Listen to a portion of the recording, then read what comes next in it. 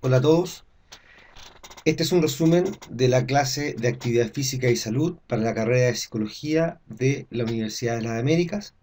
Lo que intentaremos hacer en este pequeño video es una especie de resumen respecto a las primeras clases realizadas los días viernes en la tarde-noche. Soy el profesor Jaime Mestre, psicólogo, dedicado al tema de la psicología del deporte, y vamos a hacer un repaso, como les comentaba, respecto a algunos elementos conceptuales. Les recuerdo que la prueba número uno básicamente apunta a una capacidad reflexiva de los contenidos. Por eso que haber asistido a las clases siempre es mucho más importante que leer aparte o ver resúmenes como este. Bueno, en primer lugar, nosotros lo que visualizamos fueron los conceptos o el concepto de orientación deportiva.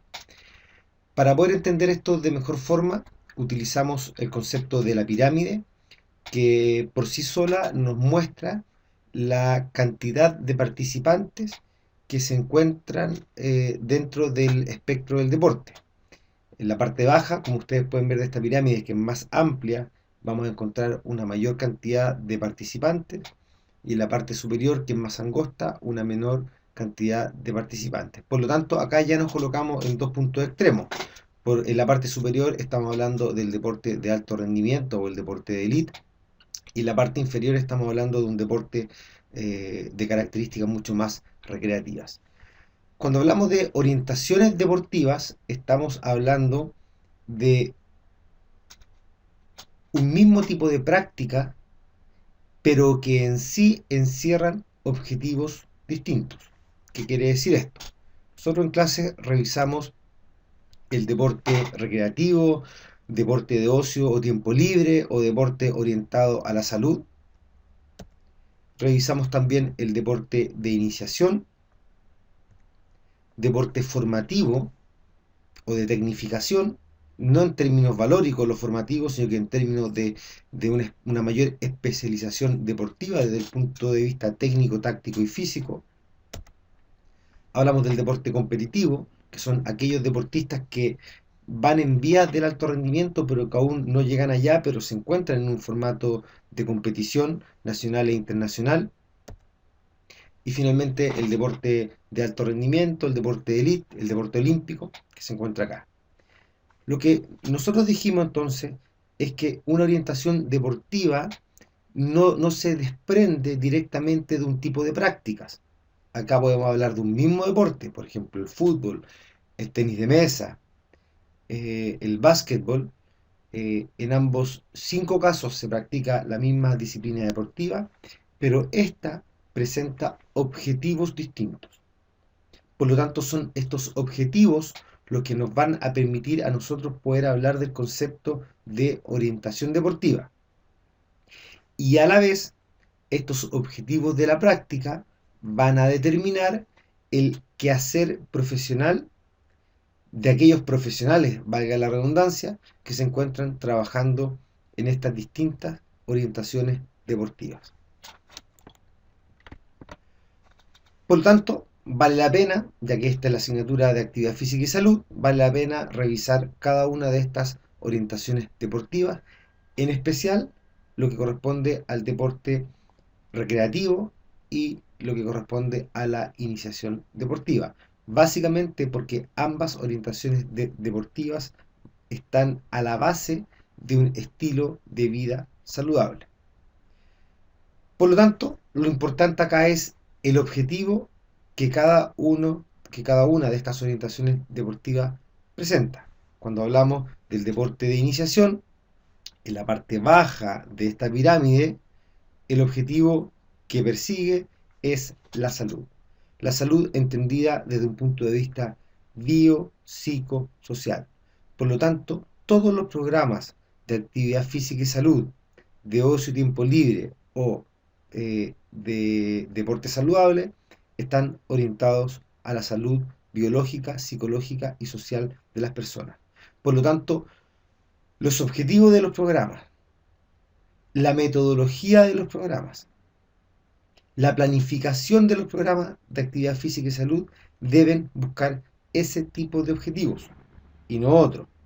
Y de esta forma, los profesionales que trabajan ahí, entrenadores, preparadores físicos, médicos, psicólogos, nutricionistas, deben desarrollar su acción profesional orientada a los objetivos saludables.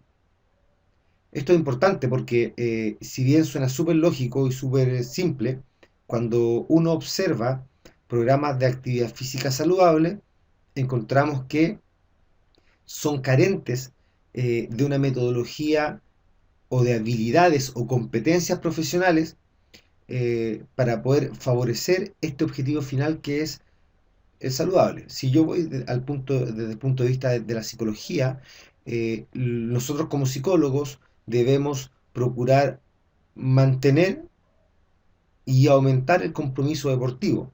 El compromiso deportivo está sujeto a la motivación. Por lo tanto, nosotros como psicólogos debiésemos aportar en este mundo de la actividad física y la salud, debemos aportar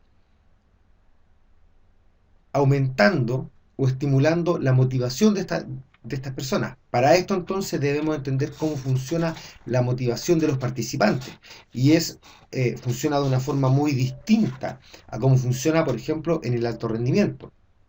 Por lo tanto, lo primero que debemos hacer es comprender y entender científicamente cuáles son los elementos implicados en la motivación de las personas. Y ya hablamos, por ejemplo, de elementos como los motivos de participación. ¿Cuáles son los elementos, cuáles son los motivos que llevan a una persona a participar? Por ejemplo, a un grupo de padres que se suman no sé, a un pequeño equipo para poder trotar 3 veces por semana. Supongamos un grupo de papás de un colegio que se proponen entonces trotar lunes, miércoles y viernes, por ejemplo. Entonces, disminuir, modificar la composición corporal, aumentar la capacidad física, tener un espacio de distensión y recreación, sentirse parte de un grupo o un equipo, romper la rutina, son elementos que van a motivar a las personas a participar. Por lo tanto, yo como psicólogo, conociendo esto, lo que debo hacer entonces es favorecer la satisfacción de estas necesidades, potenciarlas, mejorarlas. ¿Cómo hago para sentirse parte de algo? Otro factor que revisamos fueron las barreras de participación. ¿Qué elementos limitarían la participación de una persona en un programa como este? El tiempo, los hijos, la gestión del tiempo en general. Por lo tanto, debiésemos abordar algunas herramientas que nos permitan, ¿no es cierto?, disminuir estas barreras. Otro factor que revisamos fueron los estados de cambio. Este modelo teórico de Prochaska, donde nos habla que existe, que en el fondo pasar a un estilo de vida saludable no es cosa de 1 y 2, de A o B, sino que existe una serie de etapas que tienen ciertas características, donde las personas nos podemos ubicar dentro de cada una de estas etapas, que estando desde una etapa hacia arriba podemos ya participar de este programa, donde evidentemente las posibilidades de abandono se reducen y se aumentan las posibilidades de compromiso deportivo. En cambio hay otras 2 etapas donde lo recomendable es no participar, porque probablemente esta persona va a abandonar, pero sí realizar un tipo de intervención psicosocial apuntada, por ejemplo, a modificar la percepción que el sujeto tiene respecto a los beneficios, respecto a las dificultades que los estilos de vida tienen. Entonces, desde este punto de vista, hablamos desde lo más poco saludable como el estado de contemplación, perdón, de precontemplación, donde el sujeto no está dispuesto a modificar sus estilos de vida y rechaza cualquier tipo de información asociada a los estilos de vida saludables y asociada a lo dañino que es su propio estilo de vida. Por lo tanto, este sujeto se caracteriza por no hacer nada saludable, no querer hacer algo saludable y rechazar todo tipo de información. En segundo lugar, tenemos la etapa de contemplación. Estos sujetos contemplativos reciben información, les gustaría hacer algo, consideran que su estado de vida actual es poco saludable y que sería bueno modificarlo, pero no hacen nada por cambiarlo. Frecuentemente estas personas perciben que sus barreras son demasiado grandes. ¿En qué momento? ¿En qué lugar? ¿Con qué dinero? ¿En qué tiempo? ¿Cómo? ¿Cuándo y dónde? Siempre son más grandes que las posibilidades. En tercer lugar tenemos las personas precontemplativas, que son personas que ya están absolutamente convencidas de la necesidad de su cambio de vida, que están haciendo algo por modificar su estilo de vida, pero eso que hacen todavía es insuficiente, pero están convencidos. Posteriormente tenemos los sujetos que se encuentran en el estado de acción, que son personas que están absolutamente convencidas, que hacen por lo menos lo mínimo necesario, pero por un periodo de tiempo limitado. Frecuentemente se habla de 6 meses. Posterior a los 6 meses entraríamos, ¿no es cierto?, en la etapa de mantenimiento. Sujetos que están absolutamente convencidos, que hacen por lo menos lo mínimo necesario para respecto a los estilos de vida saludables y activos, pero por un periodo superior a 6 meses. Y aquí entonces se empiezan a derribar algunos mitos, porque es importante considerar para cada elemento, cuando hablamos de saludable, qué se considera como lo mínimo respecto a la nutrición, respecto a los hábitos de vida activos, respecto, no sé, al consumo de esto otro, y una serie de cosas. Por lo tanto, configurando un poco esto, si yo intento entender la labor del psicólogo y de la psicología del deporte en esta orientación deportiva de actividad física y salud, entonces lo que yo tengo que determinar es cómo logro aumentar la motivación y por ende el compromiso deportivo. En segundo lugar, cómo logro mantenerlo en el tiempo. Una vez que logro entender esto, puedo pasar a la parte más práctica y decir cómo lo hago.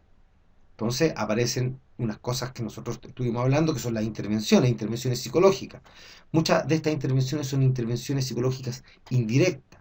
Quiere decir que yo no voy a trabajar directamente con el usuario, sino que lo que hago es trabajar con los agentes de salud, el preparador físico, el profesor de la actividad deportiva, qué sé yo, para a través de ellos intervenir en la población. Lo otro que podemos hacer, que es muy significativo, es trabajar en la planificación de los programas de actividad física y salud, aportando, por ejemplo, estos elementos que hablábamos anteriormente, los motivos de participación. Por ejemplo, tenemos una población sedentaria y con sobrepeso. Desde el punto de vista fisiológico, lo correcto es hacer actividades aeróbicas de larga duración y baja intensidad, pero desde el punto de vista psicológico, todas estas personas buscan la afiliación social. Por lo tanto, si yo lo llevo a nadar en una piscina, a hacer elíptica o trotador en un gimnasio, no se satisface la necesidad de afiliación social. Por lo tanto, probablemente va a aparecer el abandono deportivo. Pasando a una segunda orientación deportiva, que es el deporte de iniciación, nosotros comentamos acá que el objetivo del deporte de iniciación es eh, que el participante, que frecuentemente son niños, pueda desarrollar el aprendizaje de una disciplina deportiva que le permita practicarla de forma autónoma. Habitualmente este proceso parte a los 6 años y se acaba cerca de los 12, 11 o 13 años. Pero que había un segundo objetivo, un poquito más oculto, pero que era muy importante: la adquisición del hábito de la vida activa. Por lo tanto, la adquisición de este hábito, esto que yo les decía, cierra los ojos y sin pensar, dime qué te viene a la mente cuando piensas en deporte o ejercicio, que básicamente lo que estamos chequeando ahí es la significación que el sujeto tiene respecto a una actividad. eh, Cuando el proceso deportivo de iniciación es saludable o positivo, probablemente la significación que las personas tienen a edades posteriores es una valoración positiva, una significación positiva. Cuando esto no es así, la significación que el sujeto le entrega a esta actividad es más bien negativa, lo que va a favorecer la no participación. Por lo tanto, para hablar de estilos de vida saludable, necesariamente estamos diciendo que las primeras experiencias, cuando niño, en las actividades físico-deportivas, van a generar una huella indeleble que no se puede borrar respecto a tu vinculación con este tipo de actividades. Y que gracias a esto tú vas a continuar participando en estas actividades en la vida adulta.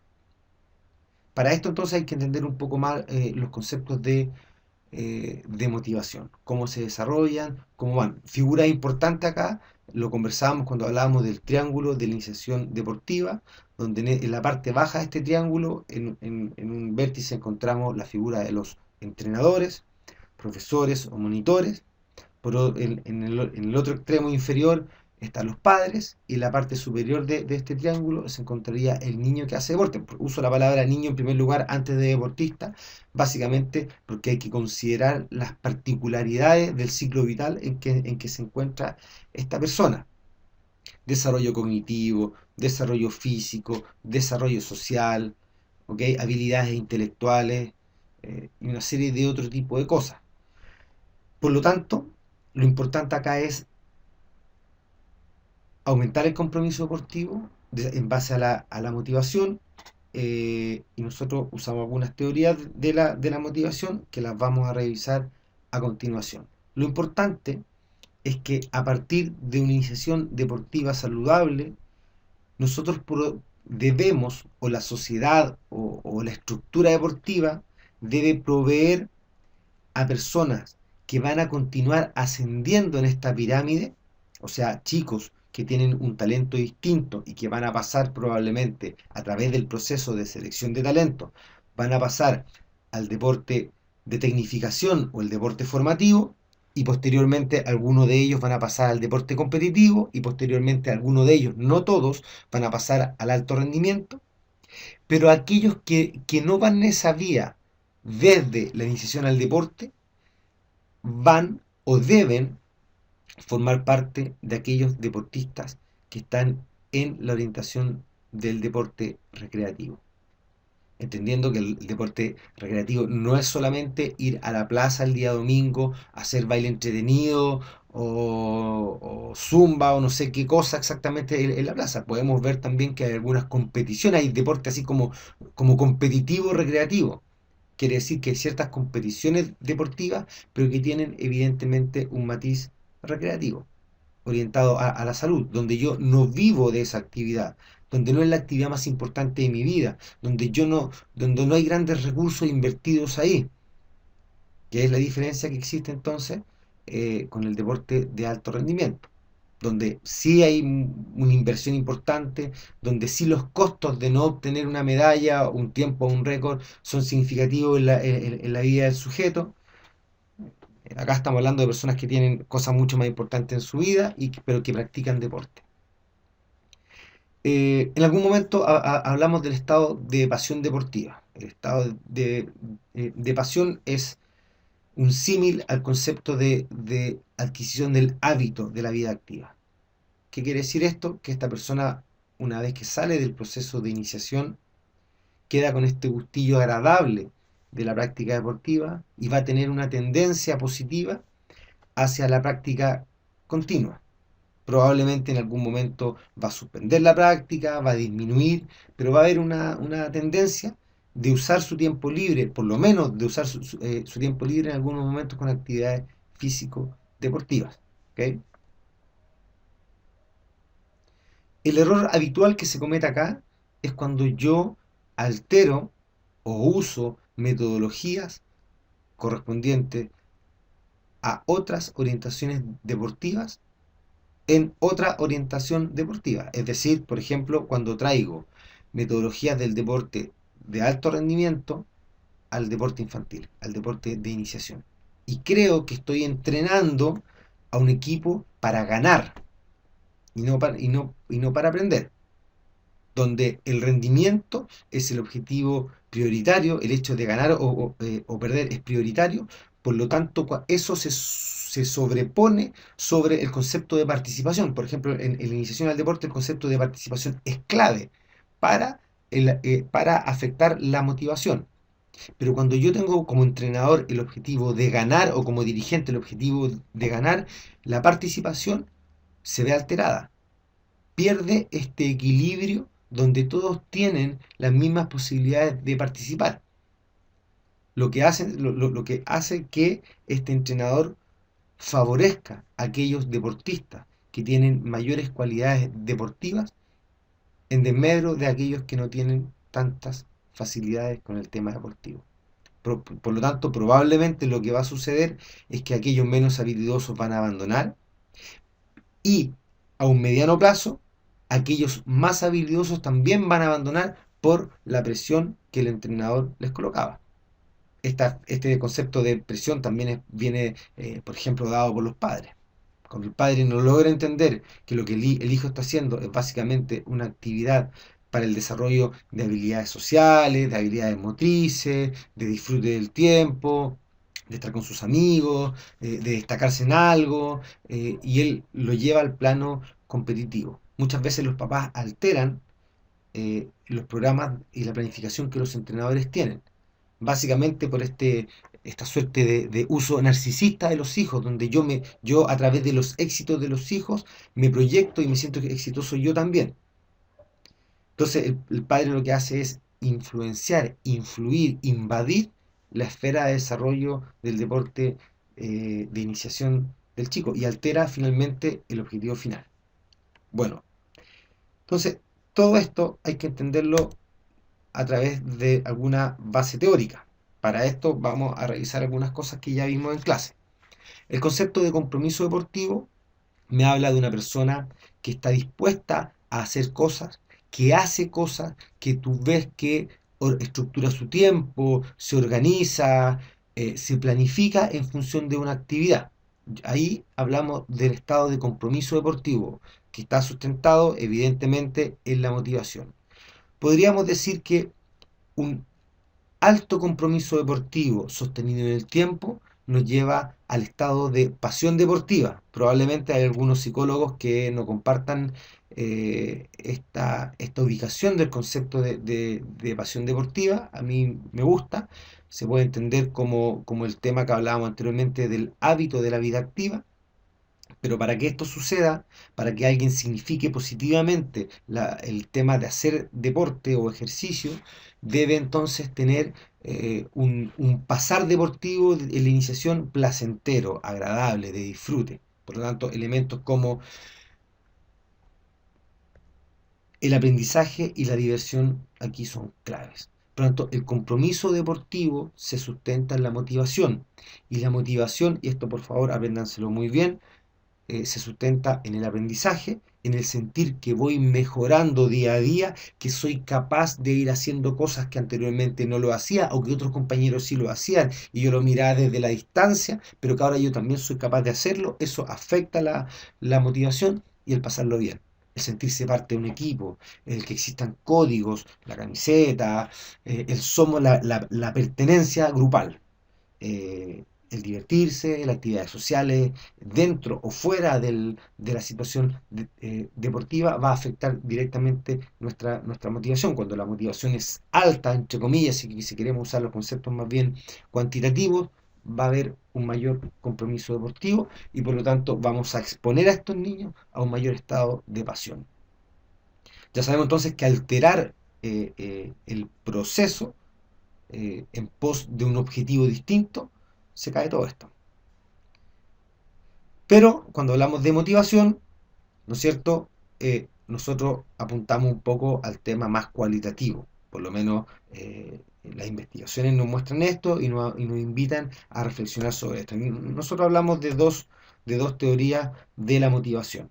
La motivación es un elemento psicológico que se entiende como el motor de la acción, que le da una dirección, una intensidad y una persistencia a nuestro comportamiento, a nuestra conducta. Se entiende que todo lo que yo hago está explicado por la motivación y para esto Entonces lo que nosotros hacemos es meternos en el mundo teórico para poder ver con claridad o tratar de entender con claridad cómo funciona este proceso psicológico superior que es la motivación. Y hablamos de dos teorías, una de ellas es la teoría de las metas de logro y la otra es la teoría de la autodeterminación. En la teoría de las metas de logro, lo importante acá es el concepto de éxito. Dice básicamente que todas las personas buscamos ser exitosas. Todos queremos ser exitosos, todos queremos sentirnos exitosos, pero que en este paso el éxito es entendido de dos formas distintas. ¿Ok? Lo que habla entonces que hay personas orientadas al ego y hay personas orientadas a la tarea. La palabra de orientación en el fondo dan cuenta de qué tipo de motivación es más fuerte en mí. La ego, que básicamente eh, genera la sensación de éxito cuando yo le gano a otro, cuando a mí me ha ido mejor que otro, cuando he hecho más goles que otro, cuando le gané a un equipo rival, cuando fui el campeón de algo, cuando mi nota en el curso fue mejor que otro. Ese niño estaría orientado al ego. Su motivación desde el punto de vista de esta teoría es tendría una orientación motivacional al ego. En cambio, aquellos chicos que están orientados a la tarea, quiere decir que se sienten exitosos cuando ha habido una mejora en relación a sus propias capacidades, cuando mejoraron en relación a sí mismos, cuando su punto de comparación es ellos mismos. Por lo tanto, evidentemente, en contextos de iniciación al deporte, en contextos de actividad física y salud, yo esperaría un alto componente de orientación a la tarea en los participantes. Siempre están ambos, pero siempre hay un predominio de uno por sobre el otro. En el deporte de iniciación, o mejor dicho, en el tema que estamos hablando de actividad física y salud, lo importante aquí sería la orientación a la tarea. Por otra parte, con respecto a la autodeterminación, que básicamente nos plantea hasta dónde yo hago algo, básicamente por estar autodeterminado, es decir, por una elección personal, porque yo simplemente quiero hacerlo, porque me gusta hacerlo, que sería el máximo nivel de autodeterminación, que se describe acá como la motivación intrínseca, hasta pasar al otro extremo, que es la desmotivación o amotivación, ¿no es cierto? Esta teoría nos plantea tres niveles de motivación. Ya lo dije, la motivación intrínseca, mayor nivel de autodeterminación, lo hago porque me gusta, lo hago porque quiero, lo hago porque me siento bien, no por algo a cambio. Cuando hablamos de una recompensa a cambio, estamos hablando del nivel extrínseco de la motivación. Lo hago por ser famoso, lo hago por recibir un premio, lo hago por los aplausos, lo hago por dinero, ¿ok? Hasta pasar a un punto de desmotivación. Y yo les explicaba cómo a través del refuerzo yo puedo pasar de un nivel de motivación intrínseco a un nivel de desmotivación. ¿Sí? Los invito entonces a revisar esa parte de la información respecto al refuerzo. Acuérdense que en la teoría del refuerzo tenemos el refuerzo y el refuerzo positivo, el refuerzo negativo, el castigo positivo, el castigo negativo. Y según como yo voy aplicando todo esto, voy a ir alterando la motivación de ese niño o de esa persona que practica un deporte o realiza ejercicio para mejorar simplemente su condición de vida. Si voy a un perfil motivacional desde esta teoría, evidentemente yo esperaría que exista un alto nivel de motivación intrínseca en los participantes. Y yo como psicólogo me debo preocupar de que se dé la motivación intrínseca a partir de controlar los elementos asociados a la motivación intrínseca. Entonces, si vamos al triángulo de la iniciación deportiva, yo tengo que hacer que el entrenador y los padres se comporten, planifiquen, estructuren las clases, las desarrollen, usen refuerzos, qué sé yo, todo ese tipo de cosas. El contexto de la práctica deportiva debe orientar o debe apuntar al desarrollo de la motivación intrínseca. Lo que pasa es que muchas veces no se hace. Bueno, y todo esto, que es el marco teórico que estuvimos revisando, va de la mano, como ya lo nombré indirectamente de alguna forma, de factores contextuales. Esto no es algo que está en la genética de las personas, no es algo que aparece por generación espontánea. Esto de la motivación individual, del compromiso deportivo, está asociado a factores del entorno, a factores del contexto, lo que se llama clima motivacional. El entorno, el contexto, el clima motivacional tiene un efecto sobre esta variable psicológica individual. O sea, el tipo de padres, la comunicación que tengo yo de padre a hijo, la comunicación que tengo yo como entrenador, la forma de estructurar mis clases, el tipo de reforzamiento que uso, la estructura de los torneos y las competiciones, etcétera, etcétera, van a ir modelando la motivación individual de los participantes. Como estamos situados en el mundo del deporte recreativo y el deporte de iniciación, tiene características específicas. Hablamos ya de la motivación intrínseca y de la orientación a la tarea, que serían los ejes principales. Bueno, a partir de esto entonces lo importante es reflexionar, lo importante es visualizar, pensar, revisamos algunas estadísticas, por ejemplo, que nos muestran que casi el 90% de la población chilena es sedentaria. Eso no es una condición natural, es una condición que parte a partir de los factores contextuales. Hay otros países donde la estadística es totalmente inversa. Por lo tanto, pensar en eso que somos intrínsecamente flojos no es, no es la explicación más lógica. Así que en el fondo la explicación pasaría por cuáles son los factores que nos llevan a ser sedentarios. Muy bien, espero que este pequeño video sea un resumen de las clases que tuvimos allá. Probablemente se me quedaron un montón de cosas afuera. Nos vemos el día viernes y bueno, éxito. Adiós.